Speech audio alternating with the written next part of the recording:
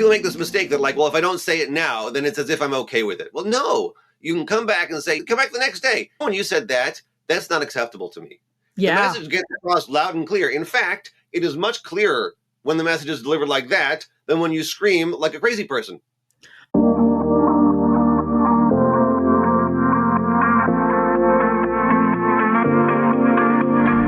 Hello and welcome to Parenting for Thought, the podcast that talks about things parents want to know. And even if we don't, we're here anyways.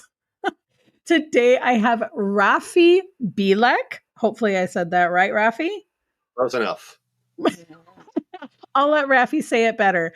Raffi wrote us a book, everybody. And it's good. Raffi wrote us the Couples Communication Handbook, the skills you never learned for the marriage you always wanted. But actually, I would argue it's the skills you never learned for the relationships you always wanted. This stuff is good. I've read through the first 2 chapters, and this is stuff I've been saying, I've been preaching for decades. I love it. I want more of it, and I want everybody listening to have this in their hands. Raffi, you can talk about your own book so much better than I can. So why don't you tell us about who you are and what you wrote?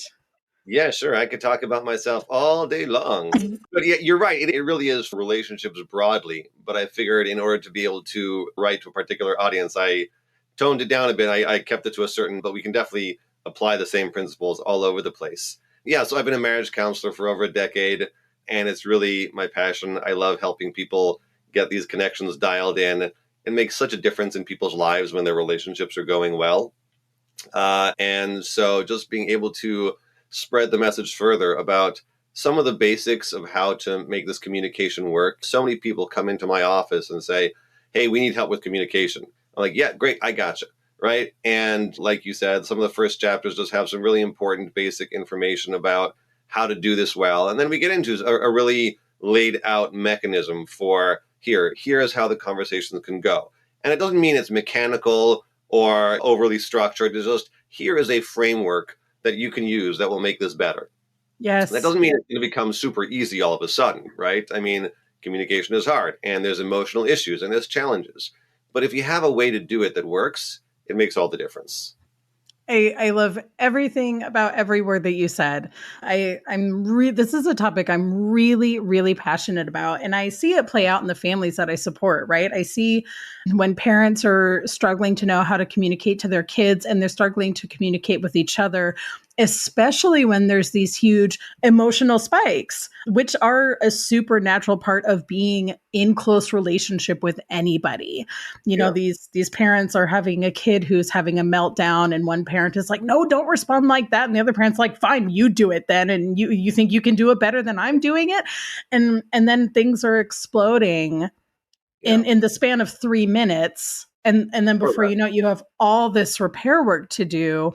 But if you can get those tools ahead of time, you can completely avoid these. Well, not even avoid, but you can navigate them. Yeah, right. You can navigate it. And I think what you're alluding to here is the point that I bring out in the beginning of the book, which you saw, which is just you don't have to deal with this right now.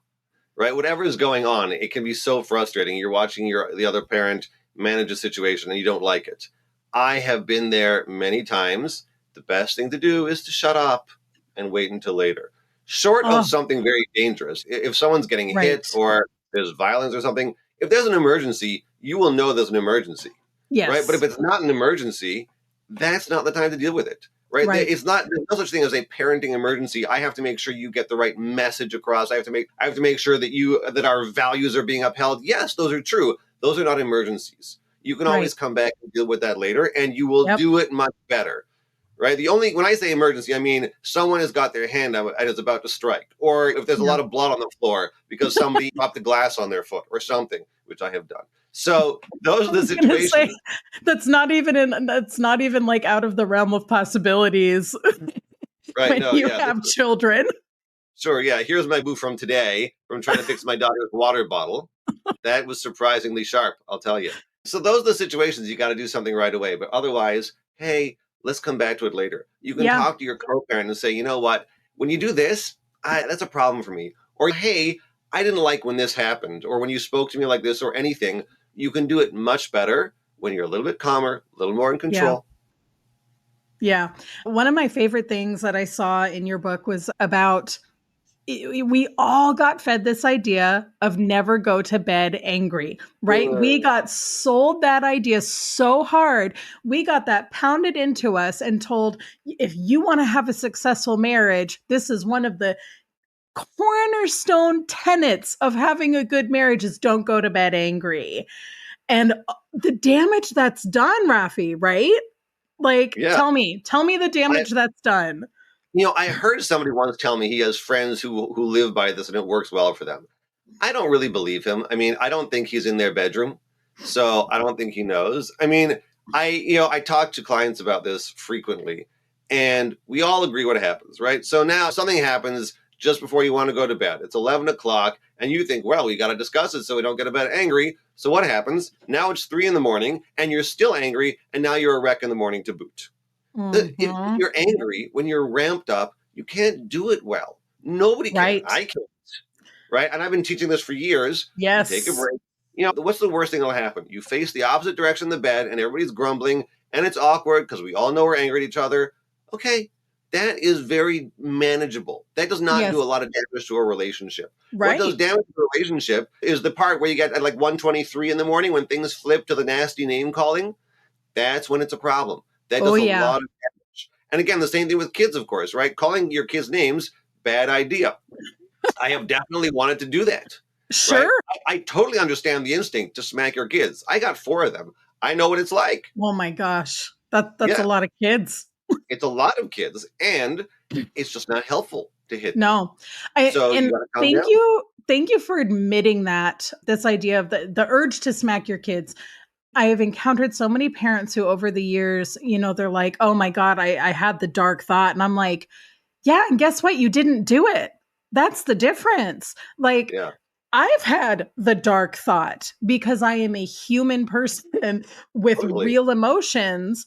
And this kid locked eyes with me, looked into my soul, and screamed at the top of his lungs. I could feel my blood pressure in my ears, right? It was intense. It was Yeah, really intense. And I did literally exactly what you said, which was deal with it later. I looked at him and I said, I love you. I'm walking away.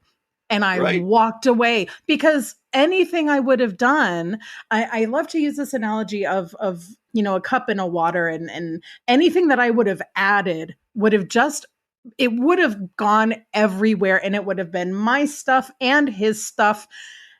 And if I But just how can waited, you let him get away with that, right? That's the response. But how can you let him get away with that? love that.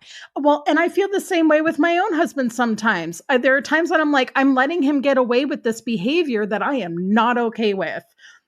And that's Yeah, I such think a people make this mistake that like, well, if I don't say it now, then it's as if I'm okay with it. Well, no, you can come back and say, come back the next day. When you said that, that's not acceptable to me.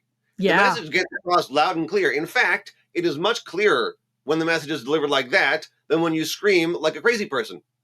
I totally agree. When we can approach it in that really calm way, I, it's almost a little more scary to the person who's caused the offense, right? Because then it's like, oh, you're not even still angry. You're not in the heightened emotional state about it, Right. and it's still really not okay. I really believe you, and I'm not in a defensive position right now. I'm just receiving it. And Right. and that's also when the other person has had time to calm down too. And I wonder how many times out of 10, when you come back to a situation and say, this wasn't okay for me, how many times out of 10 does that? It's more frequent. And I think that part of that process is coming at them in a way that is very, I need a better word for this, but does not induce defensiveness. Right? Sometimes people come to you when they're calmer and they say, you are a jerk. Right? Very calmly, or like, you messed that up. That we psychologists people talk about I statements all the time, right? Just means when you need to talk about a problem, you're much better off talking about how it impacted you. Right. Right? If I say, you know what, if you talk to your kid, when you went around screaming around the house like that, it was really hard for me. I felt very angry. You're doing a lot better than if you say, you are immature, you are selfish. nobody goes, you know what? You're right, I am. Like, that's not how people work. People immediately get defensive. And Sure. anyone who's listening knows that's true, because if they get called some kind of name, they get defensive. We all do that. If someone tells you what you have done wrong and why you are bad, you will become defensive. And Mm-hmm. defensiveness does not equal good communication. Yeah, this is one of the biggest issues in my own marriage. Is my husband gets very defensive very quickly, and Yeah. he has his own reasons for that, and he's not bad for having those inbuilt insecurities and things that he needs to work through. He is also just as human as I am, right? So, but learning to communicate through that tricky stuff has helped me be able to offer accommodation. And I'm sure there's somewhere in your book where you talk about accommodation. And by the way, I can't wait to get your book and read through the entire thing. I'm very excited about it. But I love this idea of being able to accommodate somebody's needs while still holding boundaries, and just communicating clearly through this any fraught situation. Yeah, I mean, I talk about that in terms of the communication styles: passive, aggressive, assertive, Ooh. right? So passive means where you let somebody else trample over your boundaries, and aggressive means where you trample over theirs. But assertive means, like you were saying, you hold your own boundaries and you do not trample somebody else's. I respect your Mm-hmm. boundaries, but I respect my boundaries. And being able to communicate that way is really fundamental to the whole process I describe, which I call empathic dialogue, where Oh, we are able to love that. dialogue. It's where we dialogue with each other in an empathic way. Obviously, it's not a particularly creative name, but it gets the point across. You heard it here. You heard it here. You heard it first. Empathic dialogue. Now, I love that. And again, this is exactly what I tell parents all the time. And with kids who don't yet have the cognitive ability or the language ability to articulate, mother, when you did this, I felt like you weren't listening to me. The way they do that is by yelling at you or by telling you no or running away or throwing something. Although And I'll tell you, I got teenagers now, and my 13-year-old will tell my wife, "Mommy, I feel very unheard right now." So it looks like, right, we're training them. We're training yeah, them. It's possible. yes. Yes, absolutely.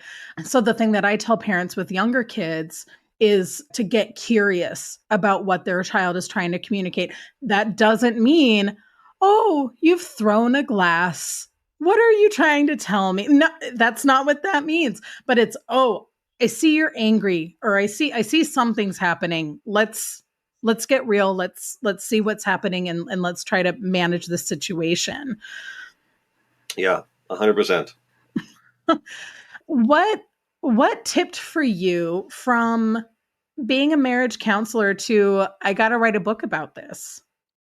I just felt like I've gotten this process that I've been sharing with people over and over, many times the same way, which is great. I love doing that. But I'm Yeah. thinking, what I can reach more people. I can help more people. I think there's a lot of people who, with a good process, can get a lot farther.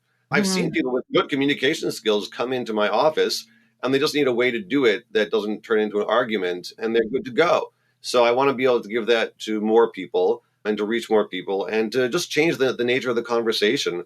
I think Mhm. that if we could, I have this sort of broad vision. I wish we could change society in this way. I wish that we can manage our conflicts with empathic dialogue more generally. And this applies Yes. not just to the one-on-one relationships, but so many of our crazy political issues and nationalistic issues and all these Yes. things. Like, you know what? You have a story and I have a story. You have a perspective and I have a perspective. Yeah. Most people in the world are not diabolical or evil or sociopathic. There are Right. some, but most people Very have an few. explanation for why they believe what they believe and Yes. why they want what they want. And I wish that we had a society more like that. And I hope I can push things in that direction. Yeah, it's this is something that I rub up against a lot as a leftist. It's very there's this conversation about not tolerating intolerance, and there's a separate place for, why does this person believe what they believe? It came from somewhere. Sure. It's not that just like you said, there's very few sociopaths and psychopaths running around us, Yeah. percentage wise. That's not why people are believing hateful things. They're believing hateful things for some reason, that from individual to individual, we don't know. Now, that doesn't mean that it's our job to go dialogue with that person to ensure our own safety from them. This Right. is, That doesn't mean that you're going to talk to everybody about every issue, but yeah. anybody who comes your way who disagrees with you, even strongly, they're coming from somewhere. And for us Hmm. to be able to talk to them in a way that does not become a fight would just change things so much. I mean, here in the US, it's everything is so politicized right now and so partisan, and the lines are drawn. And it's a shame. Like, we all share many values. I mean, I think you and I are politically quite different, and yet we both agree that freedom is important and autonomy is important and connection and respect and nonviolence and things like that. We believe many of the same values. Okay, so we can discuss together. Like, we could understand how our similar values play out in different ways. We Right. could offer empathy to the other person. I'm sure we would come out disagreeing strongly on many things, and that's okay. Sure. Like, that's the way the world is designed. People are different. People will have different opinions. We could do this with a lot less hatred and anger than there is out there. Yeah, it's there are areas where, hard boundaries are necessary when it comes to your Sure. personal safety, when it comes to your emotional safety, which is part of personal safety. There do need to be hard boundaries, and there's nothing wrong with that. For example, trans rights. I'm never going to hold space for somebody to be intolerant of trans rights when they're in a shared space, but I can still hold that boundary without it being a fight. And that's the Yeah. part where not only am I protecting the people around me from something by not allowing that to cross that threshold, but I'm protecting my own space, my own peace by not engaging in a fight. Yeah. And yet we could still dialogue about those values afterwards. Not a public space is probably not the way to do it, but we could certainly have a dialogue about whatever comes up in a respectful way. And again, when something comes up, that's not the time necessarily. It's not an emergency. And doing it in a way that talks about my experience versus you're a big fat jerk, and being empathic towards the other person. There's a lot of these things. Again, I talk about it in the context of marriage, but I think many of these principles apply universally.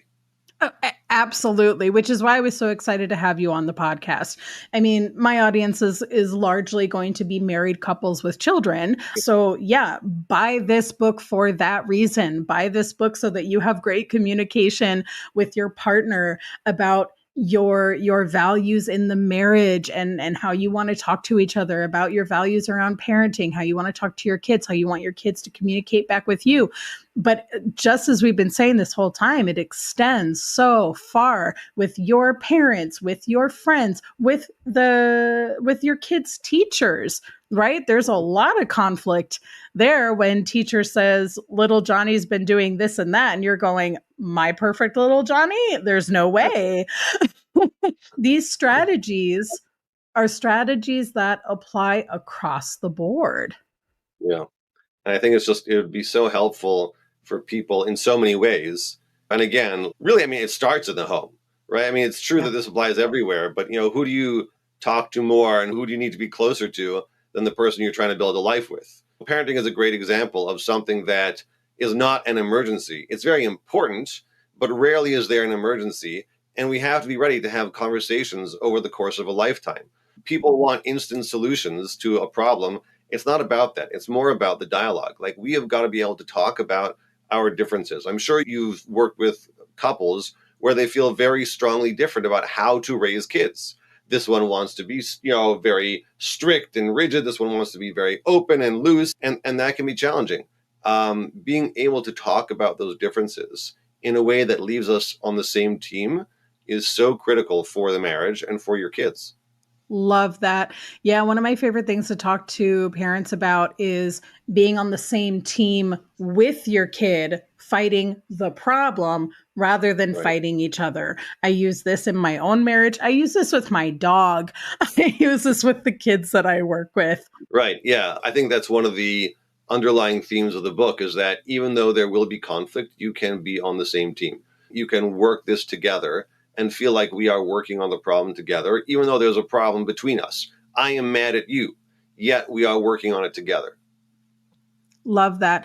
And that's so intimate, right? That's so beautifully intimate to Yeah. be committed to your partner and together committed to resolving your conflicts. And I'm reflecting on my own marriage, thinking about how much beauty there is in those moments where we do wait. Even just yesterday, my husband said something and I looked at him and he was like, "Yep, that wasn't okay. Don't know where that came from." And I was like, "I think you should go for a walk." And he was like, "Yeah, I think I should too." Good. And Right. he went for a walk and he came back and he was like, "Wow, I feel so much better now." And I was like, "Great. I'm glad that's over." And we completely avoided the fight. Yeah. It did not need to happen. And there was so much beauty and so much trust built in that moment using these de escalation techniques Yeah. rather than escalating it up and having to piece by piece take it down, peeling that onion for God knows how long. Taking a break is so critical. People find this difficult sometimes, but it's so important. I do this myself. Just recently, I got irritated with my wife, and I said to myself, okay, time to shut up. And I held on to it for like 2 or 3 days, not like sitting there stewing. I just put it on the Right. side and I checked in with myself and I said, nope, not ready to discuss this yet. Right. And then when I said, I could talk about this and not lose my cool. Great. Now it's time. And it took us a couple days to get there, and that's okay. Love that. Can you speak a little bit more about this difference between putting something to the side and putting something on the back burner? Right, or under the rug, right? I'm not a Yes. fan of rug sweeping, right? You don't sweep under the rug. We talked about the going to bed angry thing. I find that for most of us, when you wake up in the morning, about half the things that bothered you last night just aren't a big deal anymore. And not in the sense of like, okay, I can't talk about this, but just like, I was tired. It's not a big deal. And it goes away. So that's great. But then there's the other 50% that you do need to talk about. You have to explain this hurt me, or I'm angry about this, or like I'm worried when you said this that it means that. Great. Mhm. So now, if you are still very irritated, and again, it took me a couple of days to get to the point where I could bring up this topic in my head and not be irritated again. Yeah. So, okay, you know what? I'm still irritated. We'll put it back down. I'll just, it's there. I'm not forgetting about it. You can write it down somewhere so you remember to talk about it. It doesn't have to go away. You don't say to yourself, okay, well, I can't talk about this. I can talk about this. I got to wait until I'm ready. And then you Yes. bring it back out and you can talk about it again. The book lays out a whole process for being able to discuss difficult issues in a way that does not escalate. And when emotions run high, you take a break again and you put it aside for a little time, Yeah. and that's okay. And you can keep interacting with each other. There's no rule that says if I'm angry at you, I can't be nice to you.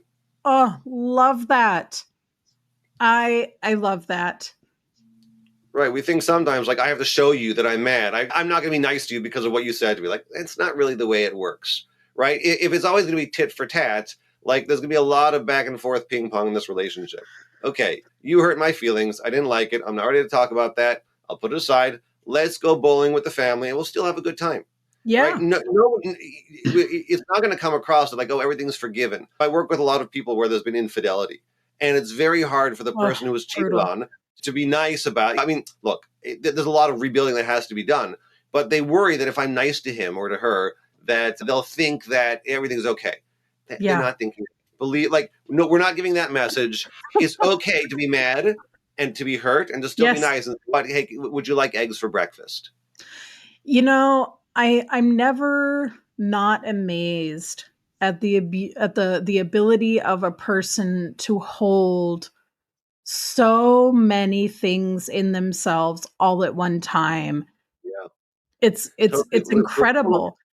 We're full of contradicting emotions, right? I love my Always. wife when I'm mad at her, and it doesn't Yeah. have to be one or the other. I can be irritated with you. I can be worried about something you said, and I can still love you. and I can express both. I Yeah. love you, and I don't like the way this happened. And that's Yeah. also great for kids. Like, hey, I really love you, but I'm disappointed in the way that you did this. Yeah. I'm proud of you. I think you're a great kid. I love the way you do this and that and the other, but you did this and this, and that's really not acceptable in our family. So it's this Yes. message of love and firmness. Again, it's assertive communication. This is my boundary. I'm not going to trample yours by calling you names or screaming or hitting, but I will hold my own boundaries. I love that. I'm also thinking a lot about, I am myself neurodivergent. Most of my community is neurodivergent. A lot of the parents I work with are neurodivergent.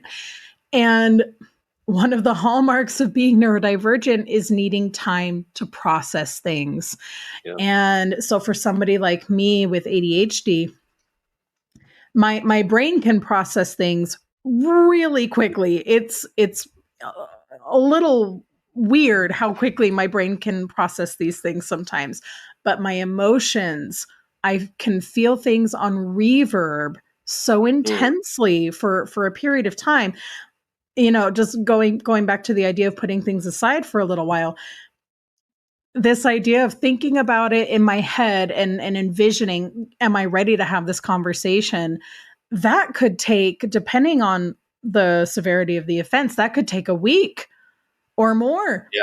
And Yeah. It's great time.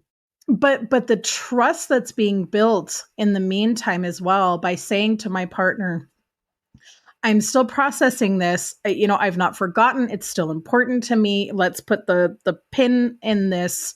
Let's put it on the bulletin board for later. But the trust that's being built by not escalating. Again, this comes back to this beauty of communication for me. Building that trust by not escalating. How awesome is that? It does a lot for us. It does a lot for our relationship. If I can say, you know what, I would like to do this, but we're not going to do it in a way that tears at each other or at the relationship. It makes a big difference. Love that. Raffi, can you talk about this quote in your book? I'm going to read this out loud, and then I'm going to let you take over from there. We need to intentionally separate our conversations into two separate phases: the exploration phase and the resolution phase. Right. I was gonna go there at some point because I think this is like my second biggest tip after taking a break and don't doing it in the moment. Don't not doing it in the moment. So this is right. This is I think the other chapter that's up there that you got, which is an important mindset shift that I think helps people. When we sit down to discuss an issue, it's really important to figure out what the issue is before trying to solve it. You can't solve a problem you don't understand. And it That, sounds pretty obvious, but we do it all the time, right? So you come in and your husband left the empty jug of milk in the fridge, right? So yeah, I don't like that you let the jug. Okay, and then, so he goes out and he gets another jug of milk and he puts it in the fridge, and now it's better, right? No, it's not no. better because the problem is not that you were out of milk. That's part of the problem. But the other problem is you're annoyed at him. He never listens to you, or he doesn't take care of the things that you need in here in the house, or you asked him and he forgot and he never. All these things that are going on inside your head Yep. that need to come out, or we're not going to solve the problem. Yep. And if we run right to the resolution, then we're short circuiting the process, and I'm still going to have stuff that I'm mad at you about. So to be able to Yes. stop, I do this all the time with my wife. When something's going on, I say, hey, you know what? Let's talk about our feelings, and then we'll get to the resolution. I know it's really kitschy to talk about our feelings. You can use whatever language you want, but that's what's going on. Something came up with one of our kids, and we're both frustrated. Okay, before we decide how we're going to handle this, let's talk about how we feel about it. I'm really worried about her future because of this, that, and the other. Like, I'm more than I'm worried. I'm really angry that she would think to do whatever it is. We have to get that all out so that we know what is on our plate. And then once we have everything on the plate together, then we can look at it and say, you know what, here might be some good options. But for everyone out there listening who has ever tried to solve a problem in their family and found that it didn't pan out, you know what I'm talking about, right? Yes. You come back to the same problem because you haven't dealt with what's actually the problem. Yep. Being able to divide it into two. Let's just talk about, we're not going to solve the problem right now. I tell this with myself, my wife, my clients, we're going to talk about this, and we are not going to end this conversation with a solution. Afterwards, maybe right afterwards. How freeing is that? That is Very, so freeing. right. I don't have to solve this problem right now. Right. It feels important to do so. And we may get to the resolution conversation right afterwards, But until we get everything out about how we feel, the solution is very difficult to come by. But once you know what you're dealing with, the solution is much easier to come by. Solutions often are pretty easy to find once you know what the issues are. Like, oh, you're worried about this. Oh, I didn't even realize that happens all the time. I don't know what's in your head. Until you tell me what's going on, I don't know what's really bothering you here. I think I have an idea. I know part of it, but there's so much more. We're so complex as human beings. There's so much in there. Wow. I love that. I'm totally walking away with an aha today of I don't have to solve this problem right this minute. Right. There may be a problem and it may need a solution, but you don't have to do it now. In fact, you can't do it now. Right? I mean, in no other realm of life do we assume, okay, you walk into your work, like, we got to figure out the marketing plan or whatever it is. Like, you don't walk out of there like, okay, here's it is. Like, okay, let's talk about, here's the issues. Here's the numbers. There's a whole discussion first. Right. You don't walk out in one day with a plan for the whole business. You do research and all these other things. You need to know the information. What is the problem before I can solve it? 100%. I love that. So I feel like you've already answered this, but as we've said, people contain multitudes. So maybe you have something new to offer. If there was one thing you wish someone would walk away today knowing, what would it be? Honestly, it comes back to the take a break. Don't do it in the moment. That's my number one thing. Many people are competent, rational, nice people, and we all turn into not that when we are emotionally ramped up. So you don't have to make up before you go to bed. You don't have to solve the problem right now, right? If you're in a conversation that's going badly, take a break. Take a break is my number one tip that people need. Nothing else we talk about is going to help. You can have all the greatest communication techniques in the world, but Mike Tyson said it like this: everybody has a plan until they get punched in the mouth, right? So, right. Okay. So Yes. you've got a good plan for communication, but then you get triggered by something and it's all out the window. Take a break. It'll make things better. Beautiful. Raffi, where can people find you, find your book? So if you go to thecommunicationbook.com, there's all the info about the book. You can get the first 2 chapters for free, and that's on PDF and audio. You can then, from there, you can go to Amazon. There's the audiobook, ebook, paperback, all the different formats there are. And I am on Instagram and trying to up my game and share more of myself on there. But I'm just old enough that social media is not natural for me. So I'm still trying to work that. Wonderful. Thank you so much for joining us here today on Parenting for Thought. I think everybody listening is going to be, I think they've been nodding along this whole time. I think that they're going to be really interested to hear more of what you have to say. And I think people want these applicable strategies for their everyday lives. And I'm excited for them to get them. Yeah, if you want to hear more of me, it's 7 hours and 29 minutes of Raffi Bilek narrating on that audiobook. So grab it now. Love it. Thank you so much for having me, Emry. It's been a pleasure. Thank you. The pleasure is all mine.